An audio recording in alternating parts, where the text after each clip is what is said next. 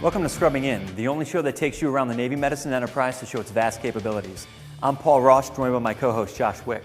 Throughout our adventures, we're going to go through a variety of situations that showcase what the men and women of Navy medicine do to better prepare our sailors and Marines to be ready and fit to fight. We're joined by Lieutenant Commander Corey Little, an aerospace physiologist and the director of this training center here at Pax River. Lieutenant Commander, what do you have in store for us today? Well, welcome guys. What we're going to put you through today is what we like to call an Aircrew refresher course. All Navy and Marine Corps pilots initially have to go through training like this, and then every 4 years they have to come back to a center like mine and go through refresher training. So what you're going to experience today is several dynamic laboratories, including our hypoxia demonstration lab, our ejection seat facility, and then our overland parachute training facility. So before we get started, is there anything we need? Yes, as you can see behind you, the aircrew ensemble that you're going to get dressed out in can be very uncomfortable and cumbersome, and in khaki pants and a polo shirt, it might be even more so. So let's get you started with some flight suits. Awesome. So these come with call signs, right, sir? Like Goose and Maverick? Well, Paul, you may be dangerous, but I think the goal today would be to not earn a call sign. Oh. Let's get changed. So Lieutenant Commander, you have us here in a hyperbaric chamber. What do you guys use this for? Well, one of the things we use the chamber for is to conduct our hypoxia awareness training. Well, sir, what exactly is hypoxia? Hypoxia is defined as a condition that is an insufficient amount of oxygen in the bloodstream and ultimately being delivered to the tissues. Our hypoxia awareness training in the chamber is slightly outdated. We have a much more modern means of delivering a mask-on version of our hypoxia awareness training, and that's in the classroom next door. Well, it looks like Josh is already ready to go, so why don't we check it out? Let's check it out.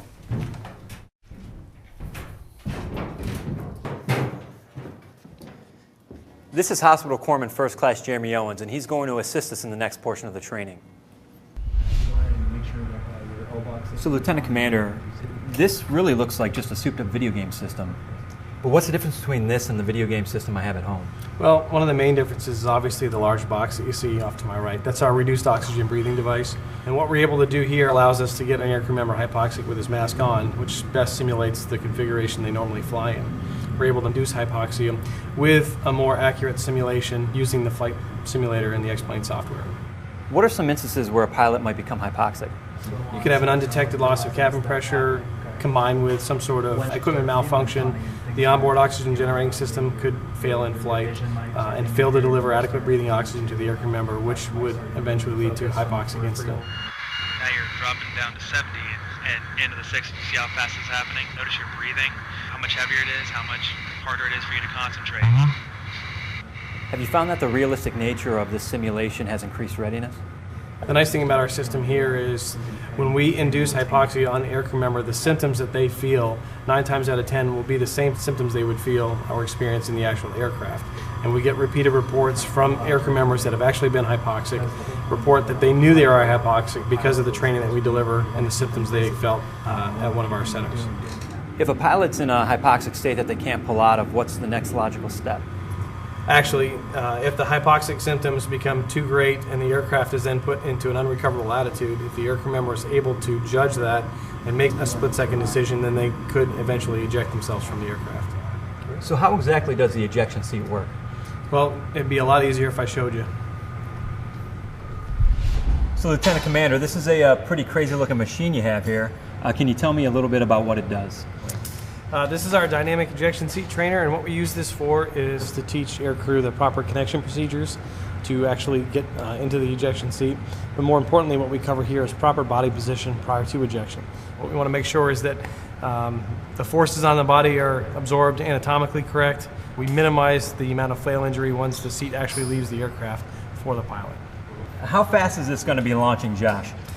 This seat here is about 15% of an actual ejection. A fleet ejection seat in an actual aircraft would leave the aircraft at about 117 to 140 meters per second squared, which is about 18 to 19 Gs.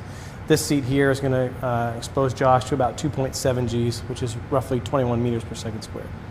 Give me some instances where a pilot would actually determine to eject his seat. Well, if the aircraft has suffered a catastrophic failure, if it's run out of fuel, if the engines have stopped working for one reason or another and the aircraft is no longer controllable, then the pilot's best chance of survival is to actually pull the handle and leave the aircraft. Well, I can honestly say I'm pretty happy I'm not doing this right now. Hey, next time, I'm writing the script. First command is going to be prepare to eject. Your second command is going to be eject, eject, eject. Josh, you ready to go? Ready as ever, dude. Eject, eject, eject. So, how'd that feel, man? It's invigorating. So, you know what comes after this, huh? The parachute, but that's all you. Now, let's do it then. Okay. So I just ejected from the aircraft. Paul's taken over the next portion of this training, and it looks like he's hanging from a tree. What's going on here, Commander Little? Well, what we're about to see Paul go through is our parachute descent trainer or our virtual reality trainer. Chief Brown is going to take Paul through this device and show him the different components that we have available. How does it work? What this device allows the aircrew to do is practice all of their descent procedures, including canopy malfunctions and troubleshooting those malfunctions, all of their options throughout the descent. One of the most important being canopy steering, to allow the aircrew to steer themselves into the wind. Is it steering? Yep. All right, here's what I want you to do. I want you to find the beaded handles on your life preserver. What that allows them to do is set themselves up for the most advantageous parachute landing fall. I want you to pull down and out. As Paul gets closer to the ground, what we'll do is we'll take you outside and we'll show you how we get Paul safely back on the ground. Lieutenant Commander Little, what's Paul doing behind us? Well, Paul's going through the last portion of parachute descent training, and this is the actual parachute landing falls portion, where we teach the aircrew how to absorb the landing shock throughout large muscle groups, and instead of absorbing the shock directly up through the spine and creating other damage and injury. Drop. What's the value to this overall training? Not just this exercise, but the training overall. Well, overall, our goal is to save lives, and one of our secondary goals is again, return aircrew back to a flying status as quickly as possible. To that end, we're trying to minimize lost work days by reducing the amount of overall other damage and injury post-ejection, post-egress. And the way we do that is increase comfort level, increase efficiency and proficiency with the survival skills, and basically give the aircrew a confidence level that they can get themselves out of whatever situation could be thrown their way.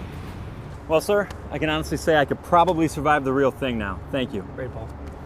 Lieutenant Commander Little, on behalf of Paul and myself, we'd like to thank you and your staff for letting us come out here. Great, thanks. And we'll get your flight suits at the door. We learned a variety of things, from how to deal with hypoxia to safely landing a downed parachute.